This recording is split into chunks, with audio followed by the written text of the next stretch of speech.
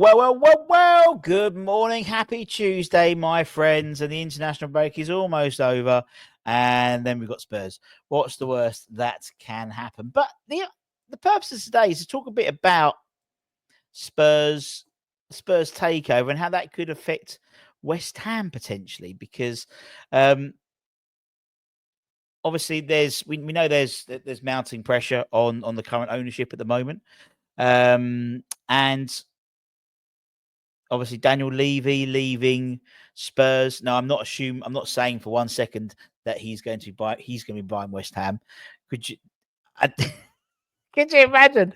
Not at all. But one of the consortiums who are interested in buying Spurs, I think, could potentially turn their attentions to West Ham. And there's, as you said, we've got the backdrop of the planned protests, and we've got Spurs on Saturday as well.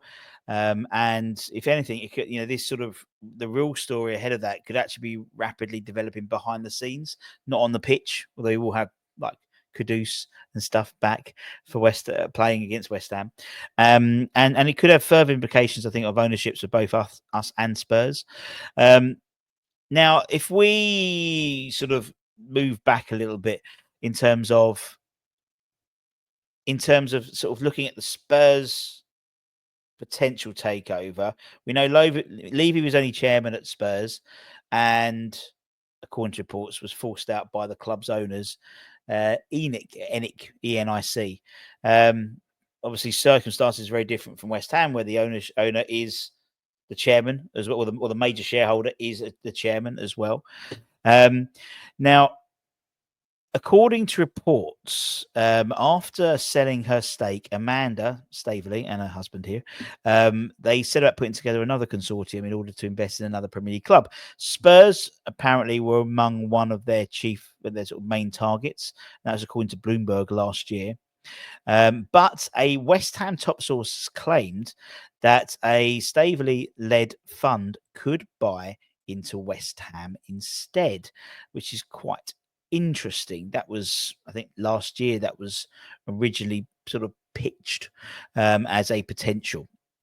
You obviously they've got the gold shares up for sale and that type of thing. Now, Stanley has ended up focusing their attention on Spurs instead, and formalised their interest with an official bid to ENIC for Spurs over the weekend in the wake of Levy's departure. And that's what everyone assumed, that was going to happen. And also there was a rival bid from another interested party, which was a consortium led by Roger Kennedy and Wing Fai Ning. Now, Spurs have confirmed both bids have been officially rejected in an official statement on the Spurs' website, saying that the club isn't for sale and they have no intentions to accept any offer to acquire its interest in the club. They own about 80% of it, and I think 20% by minority shares. And it's quite a lengthy statement. And I think it was Carve from Sky Sports. He claimed that now Staveley is now expected to formally announce on Monday that her consortium, or PCP, I don't know if they've announced it yet, but they will not be bidding again to buy Spurs. That's what he says, what Carve says. Now, that presents a massive opportunity for the rest of the Premier League sides who haven't been recently bought, including West Ham. And, there's an opportunity potentially to be taken up by, we know they have access to the kind of wealth that we probably would need to take the club to the next level. And it will be interesting to see what happens, with going forward in terms of, there is the planned boycott. And again, as mentioned, we some people sort of called out some of the channels and stuff. We will be doing the watch along for the Brentford game. We'll be doing all the coverage. However, we're not going to be taking a penny out of that. And in fact, any money that's made on ad revenue will go to the iron supporting food banks, because obviously, being a home game, that's a lot of their money is donated at the match days. With them not being there because of a boycott, less fans being there, literally taking food out of people who are less privileged than us. So that's what we're going to do. Any super chats during the thing, we'll make it a charity sort of live stream type thing. So hopefully that will account for some of the shortfall that they'll get for that game. I think it's going to be really interesting to see what happens next with the ex-Newcastle chief. Or indeed also the rival consortium. We'll both think about actually where else can we look at getting a side. West Ham could be an option, and could they both be vying for buying West Ham? Who knows? But I think it's really interesting, and that's why it's worth keeping an eye on what happens at other clubs in terms of, it might be that they're I don't know if it's ENIC or ENIC, whether they are playing hardball to drive the price up. But according to the article, according to the statement on the official Spurs website, they're not going to be selling the club. They're not going to be selling their stake. Sorry, their stake. The others could sell their stake, but not the 80% major shareholder. I think it's 80%. It's a very, very high percentage. But what do you think? What do you think? I mean, again, it's all theoretical. Do you think they would turn their attention to West Ham? I don't know. I genuinely don't know. I mean, as I said, back in July last year, there was an article from a top West Ham source. Where was it? I've got the article here. Was it this one?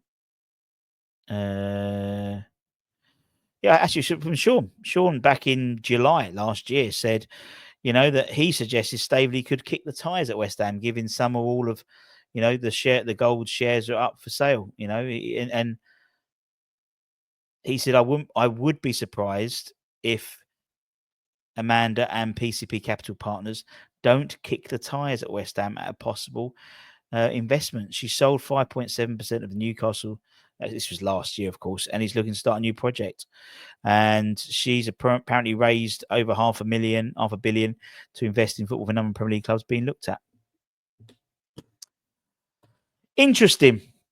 Food for thought. Obviously, during the international break, there's not much news directly. We'll have the Potter press conference on, I think it's Friday, and some of the players will start coming back. Obviously, Falk will be back because he's injured, but they'll start coming back and all that stuff. So then we'll start doing all the lead up to the game on Saturday. We'll have opposition fans. Should have a good opposition fan, I think, coming on, and match day morning, all that type of stuff. So that'll be probably from about Wednesday, Thursday time onwards, because it's Spurs, isn't it? It's a big game. Anyway, my peeps, take care, stay safe, stay warm, stay humble. Don't forget to check our raffle.com. We have a beauty of a shirt. I haven't got it here. It's over there. Too low. I can't be asked to. It is an away shirt signed by away shirt a couple of years ago, signed by Billy Bonds, Trevor Brooking, and Mark Noble. There's a link to it in our Twitter.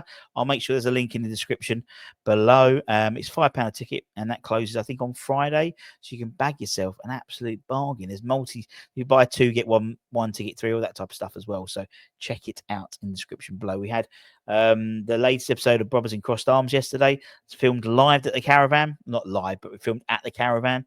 Just a short one, but we're bringing that back and doing a longer form and talking about all the nostalgia stuff of going to football with your brothers and all that type of stuff. But anyway, take care. Much love. Actually, something I've got to say is, because Tom picked me up on this, if you are new to the channel, I always say you know what to do, but you might not know what to do. So if you are new to the channel and you would like to subscribe, as it says there, hit that subscribe button and it turns grey, the new subscriber. Simple. And also, if you are new to the channel, you can give it a like, you can give it a comment. All helps the channel. An emoji, but not just our channel, all the other West Ham YouTube channels out there as well. Don't forget to show them a bit of love as well. Much love. Bye-bye.